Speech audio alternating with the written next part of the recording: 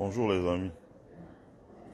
Voilà, j'ai plus de mémoire, donc je vais faire un direct Facebook pour sauvegarder. Voilà.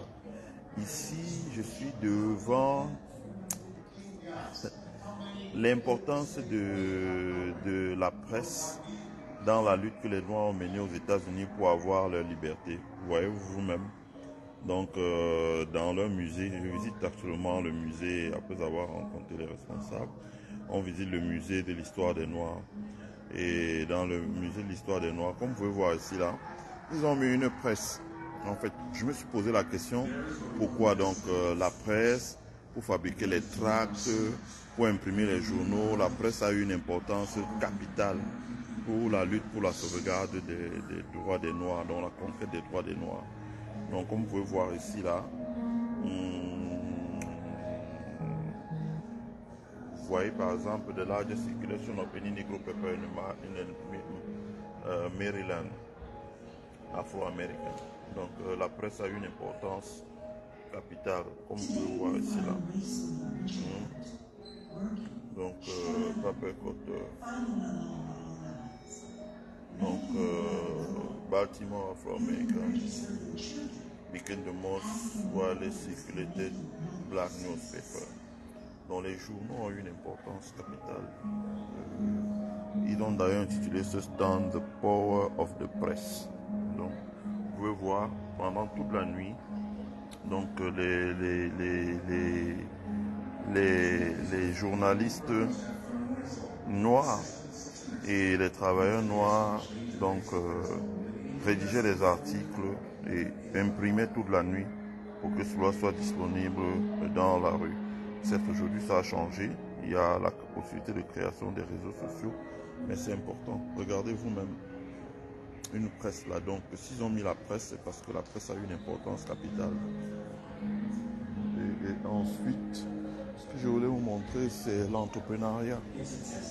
Ici, là, on dit un enterprising spirit.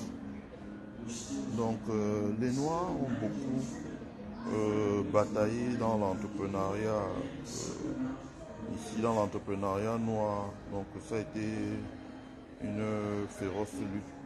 Regardez vous-même, Grocery Store in Harlem in 1940. Donc en 1940, ils avaient déjà des grocery stores, ont des boutiques de vente de nourriture. Donc ceux qui disent souvent que les Africains américains aux États-Unis ne sont pas reçus, ne sont pas dynamiques ou entrepreneurs, ce n'est pas vrai. Simplement, il y a eu une exclusion du système économique. Je ne vais pas revenir là-dessus, parce que c'est des choses qu'on commence déjà à corriger ici. Un jour, je ferai un large exposé là-dessus pour vous. Regardez aussi ici là l'entrepreneuriat. Donc, les Noirs avaient déjà leurs propres unités de fabrication au niveau des églises. Ils avaient déjà leurs propres unités de leur maison d'édition, par exemple. Publishing Company, donc les National Baptist. Donc, les églises, par exemple, avec les églises baptistes, avaient déjà leurs propres unités d'impression. Donc, ça, c'est important. Et ici, je vais vous montrer le rôle de l'éducation.